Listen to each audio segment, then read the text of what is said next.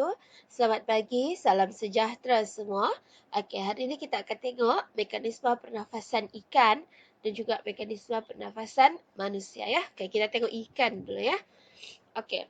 Mekanisme pernafasan ikan ni sama juga macam organisme-organisme sebelum ni, dia melibatkan proses menarik nafas dan juga proses menghembus nafas. Okey. Struktur yang terlibat. Okey, apa struktur pernafasan bagi ikan? Sebelum ni sudah bacakan buku teks. Dia melibatkan insang. Di insang tu ada lamela, kan? Okey.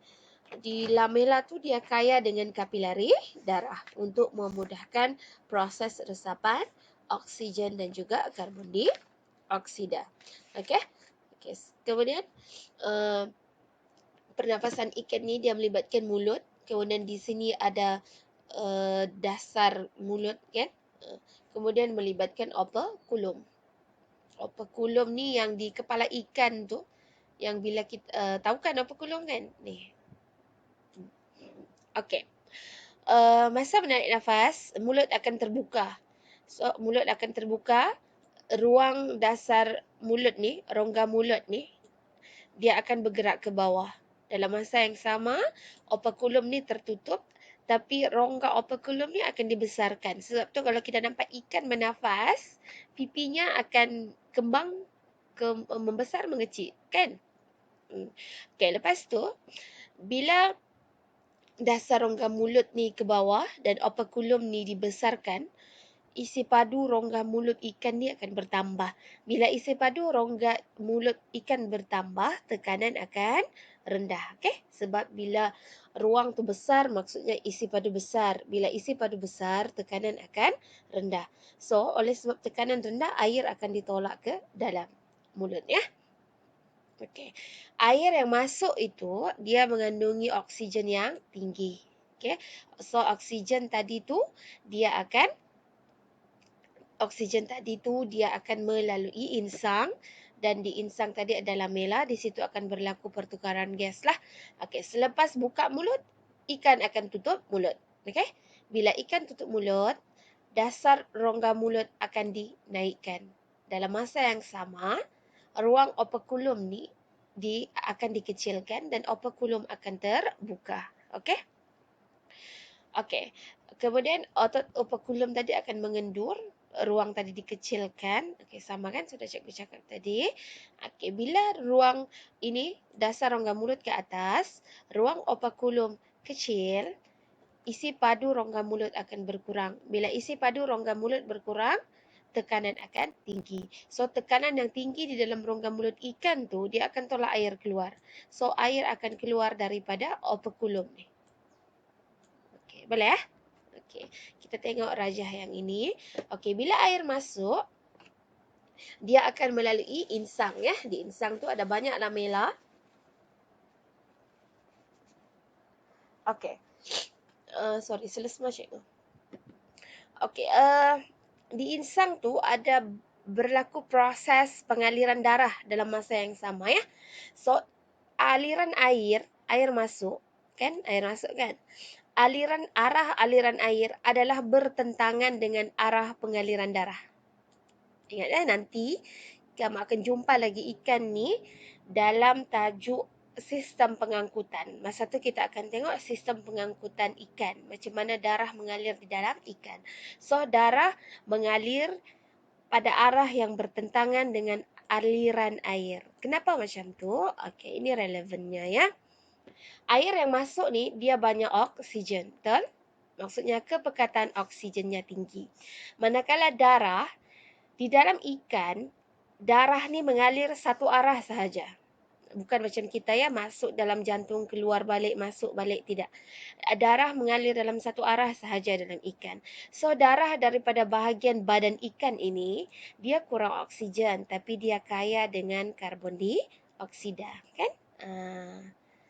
So, kita sudah belajar proses resapan.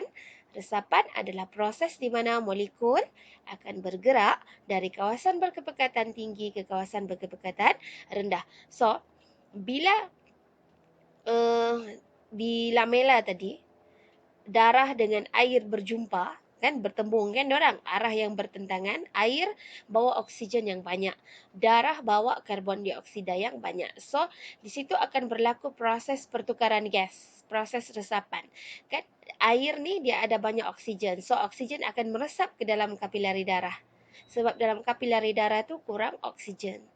Dalam masa yang sama, dalam kapilari darah ada banyak oksigen, karbon dioksida, ada banyak karbon dioksida berbanding di dalam air. So, karbon dioksida daripada kapilari darah akan meresap ke dalam air. So, air yang keluar daripada operculum ni, dia akan bawa karbon dioksida. Okey, boleh? Okey. Seterusnya, kita tengok mekanisme pernafasan manusia. Bising pula dia ni. Okey. Mekanisme pernafasan manusia ya.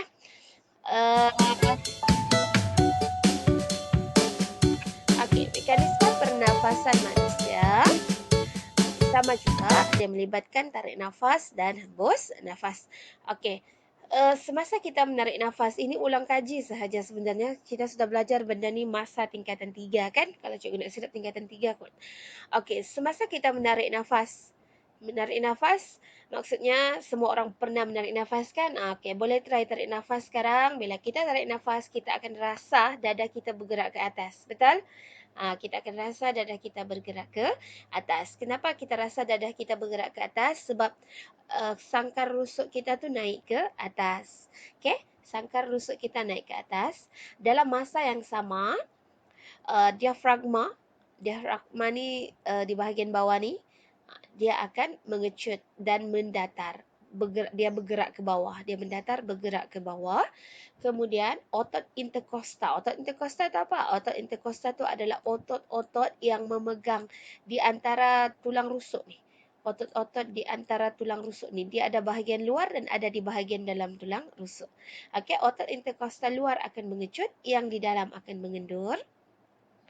Kemudian semua tindakan tadi tu, diafragma mendatar, bergerak ke bawah, tulang rusuk bergerak ke atas, kan? Otot interkosta dalam mengendur, yang luar mengecut. Okey, semua tu menyebabkan rongga toraks kita isi padunya akan bertambah.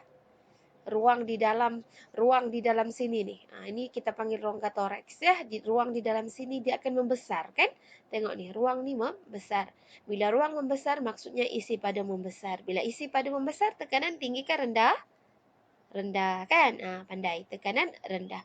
So, maksudnya tekanan di dalam rongga toraks kita lebih rendah berbanding dengan tekanan atmosfera di luar. So, udara akan ditolak masuk ke dalam lubang hidung, seterusnya ke dalam paru-paru kita. Okey, boleh ya? Okey, kemudian bila kita hembus nafas pula, otot interkostal luar akan mengendur, yang dalam akan mengecut. Oleh sebab yang dalam akan mengecut, dia akan tarik kita punya sangkar rusuk ni ke dalam. So, sangkar rusuk kita akan bergerak ke dalam dan ke bawah. Okey? Kan bila kita tarik nafas, dada kita rasa naik. Bila kita hembus nafas, dada kita akan rasa turun kan? Sebab sangkar rusuk kita bergerak ke bawah. Dalam masa yang sama, diafragma mengendur. Diafragma ni mengendur dan dia akan otot ni, semua jenis otot, bila mengecut, dia akan memendek tau. Bila dia mengendur, dia akan memanjang. Bila dia mengendur memanjang, diafragma ni akan bergerak ke atas, membentuk kubah kan, dalam bentuk kubah. So, ruang di dalam sini, ruang rongga toraks kita ini akan mengecil. Bila ruang mengecil, isi padu berkurang, tekanan pun akan menjadi rendah. Okay, bila tekanan rendah, bila tekanan tinggi ya, bila ruang kecil tekanan tinggi. Ruang kecil tekanan tinggi. So, bila tekanan tinggi, udara daripada dalam paru-paru akan ditolak keluar. So, kita akan menghembus nafas. Okey? Okey. Ini ialah perbandingan mekanisme pernafasan serangga, ikan, katak dan manusia. Okey, sebelum tu kita tengok persamaan. Persamaannya, manusia dan haiwan semuanya ada struktur khas berotot untuk mengembang dan mengecut semasa kita bernafas. Okey, kemudian bukan kita lah, semua organisma dia bernafas. Okey, kemudian mekanisme pernafasan melibatkan perubahan isi padu dan tekanan dalam rongga pernafasan. Yang itu faham kan? Bila isi padu bertambah, tekanan rendah. Isi padu rendah, tekanan tinggi. Okey? Okey, sini kita boleh tengok serangga dia punya liang pernafasan. Liang pernafasan tu maksudnya ruang di mana udara masuk dan keluar. Kalau serangga spiral kan, ikan mulut dan operculum, katak lubang hidung, manusia pun lubang hidung. Okay? Tapi kalau dalam exam kita diminta untuk buat perbandingan, kena buat ayat yang penuh ya.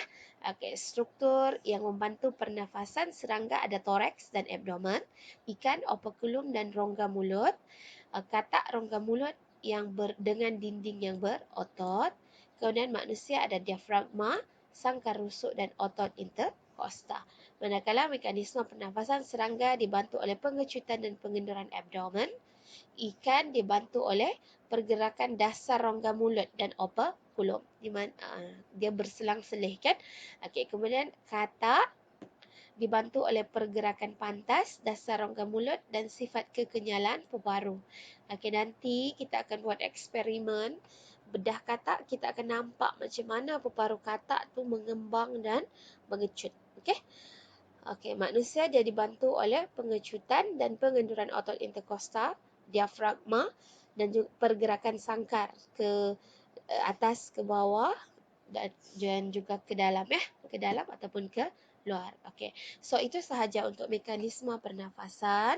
Nanti kelas seterusnya kita akan sambung pertukaran gas dalam manusia dan juga isu kesihatan berkaitan dengan sistem respirasi. Okey, sekian, terima kasih.